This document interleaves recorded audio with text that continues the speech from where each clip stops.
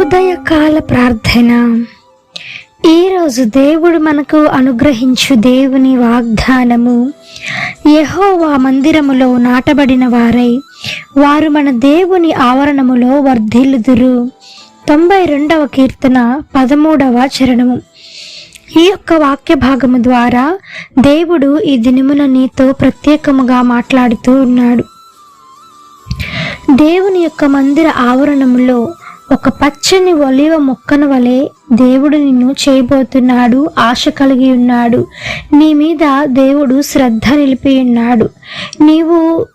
నీ జీవితంలో నువ్వు ఏది సాధించలేకపోయావని నువ్వు బాధపడుతున్నావేమో. అయితే అందరికంటే మించినటువంటి కృప, అందరికంటే కూడా నువ్వు ఉన్నతమైనటువంటి స్థానాన్ని దేవుడు నీకు ఈ దినమున ఇవ్వబోతూ ఉన్నాడు. ఒక దేవుని మందిర ఆవరణములో నిన్ను వర్ధిల్లింప చేయబోతూ ఉన్నాడు. నీకున్నటువంటి తలాంతులను దేవుడు రెట్టింపు చేయబోతూ ఉన్నాడు. నీకేదైతే తలాంతు ఉందో ఆ తలాంతుని నువ్వు బయటికి నువ్వు వాక్యం చదువుతావా, పాటలు పాడతావా, ప్రార్థన చేయగలుగుతావా, లేదా ఎదుటివారికి సువార్త చేయగలుగుతావా? ఈ విధముగా నీవు దేవుని పరిచర్యలో నీ చేతనైనంత, నీ శక్తికి మించైనా సరే, నీ చేతనైనంత సరే ఏ విధంగా చేస్తావో చెయ్యి. ఆ యొక్క పరిచర్యను దేవుడు ఆశీర్వదించి నిన్ను గొప్ప చేయ మొదలు పెడతాడు.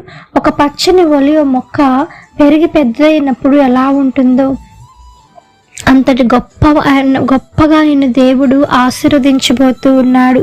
నిన్ను దేవుని ఆవరణంలో ఉంచి ఆయనకు పరిచారకురాలుగా దేవుడు నియమించబోతూ ఉన్నాడు. మునుపటి కంటే అధికమైనటువంటి గొప్ప స్థితి నీకు కలగబోతూ ఉంది. అది శుభకరమైనదే కానీ హేయమైనది కాదు. దేవుడు నిన్ను ఆశీర్వదించి ఉన్నాడు. నీ యొక్క హృదయాన్ని దేవుడు చూసి ఉన్నాడు. నీవు కార్చిన కన్నీటిని దేవుడు నాట్యముగా మార్చి నీ దుఃఖమంతటిని ఈ దినమున తీసివేసి నిన్ను గొప్ప చేయ మొదలుపెట్టి నీ చేతి పనులన్నిటిని బట్టి దేవుడు ఉత్సహించబోతూ ఉన్నాడు. ఆయన సంతోషపడుతూ ఉన్నాడు. నీకు ఉల్లాస వస్త్రాన్ని ధరింపచేసి ఉన్నాడు.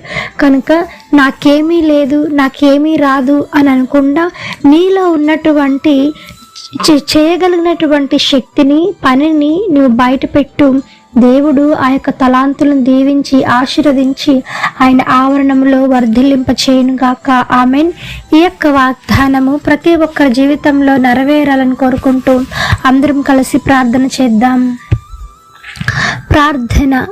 మమ్మలను మిక్కిలిగా ప్రేమించిన మా ప్రియ పరలోకపు తండ్రి, మీ ఘనమైన పాదములకు వేలాది వందనములు, స్తుతి స్తోత్రములు దేవ. ఆశ్చర్యకరుడవు, ఆలోచనకర్తవు, జీవాధిపతి, మీకు స్తోత్రము నాయన. పరిశుద్ధుడు పరిశుద్ధుడు పరిశుద్ధుడు అని నిత్యము సకల దూతల చేత కొనియాడబడుచున్న తండ్రి, మీకు స్తోత్రము నాయన. నిజమే తండ్రి, మీ యొక్క ఆవరణములో ఒక్క దినము గడుపుట 1000 దినముల కంటే శ్రేష్టము అన్న మీ యొక్క వాక్యము సెలవిస్తున్న రీతిగా మీ యొక్క ఆవరణములో ఒక గొప్పగా ఆశీర్వదించబడి వర్ధిల్లాగున సహాయం చేయమని వేడుకుంటున్నాం దేవ. ఇచ్చిన వాగ్దానమును ప్రతి ఒక్కరి పట్ల మీరు నెరవేర్చండి. వారికి ఉన్నటువంటి తలాంతులు మీరు ఆశీర్వదించి నాయన భలా మంచి దాసుడా అనే ఒక పేరును వారు పొందుకొనిలాగున సహాయం చేయండి.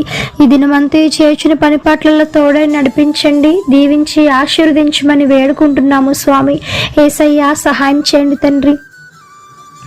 పరీక్షలకు వెళ్తున్న వారికి మంచి జ్ఞానంతో నింపి పరీక్షల్లో విజయాన్ని చేకూర్చమని వేడుకుంటున్నాం దేవ. ఆర్థిక సమస్యల నుంచి విడుదల కలిగించండి. బలహీనలకు బలం చేకూర్చండి. రోగులను మీరు ముట్టండి, స్వస్థపరచండి. మరణ పడకల్లో ఉన్న వారిని లేవనెత్తమని వేడుకుంటున్నాము తండ్రి. ఎంతమంది నాయన ఈ దినమున హాస్పిటల్స్లో రోగాలతో బాధపడుతూ ఉన్నారు. వారు మీరు ముట్టండి, స్వస్థపరచండి. నేను ఎంతమంది క్యాన్సర్ గడ్డలతో నాయన మరి ఎంతగానో వెలువెలలాడుతూ ఉంటుండగా ఆ యొక్క క్యాన్సర్ బారి నుంచి వారికి విడుదల కలిగిస్తున్నందుకై, అరికాలు మొదలుకొని నడినెత్తి వరకు మీ రక్త ప్రోక్షణ జరిగిస్తున్నందుకై మీకు వందనములు చెల్లిస్తున్నాం తండ్రి. సంపూర్ణమైన స్వస్థ విడుదల కలుగునుగాక. యేసు నామములో సహాయం చేయమని వేడుకుంటున్నాం తండ్రి. దినమంతా మీ కాపుదల కింద భద్రం చేయండి. వివాహాలు జరిగించండి. బిడ్డలు లేని వారి గర్భాలను తెరవండి.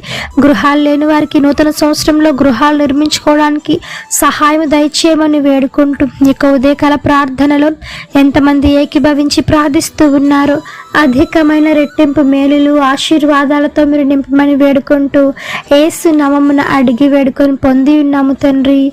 ఆమేన్. ప్రార్థించండి, విశ్వాసం ఉంచండి, మీరు తప్పకుండా అద్భుతాలను చూస్తారు. దేవుడు మిమ్మల్ని దీవించును గాక. ఆమేన్. God bless you.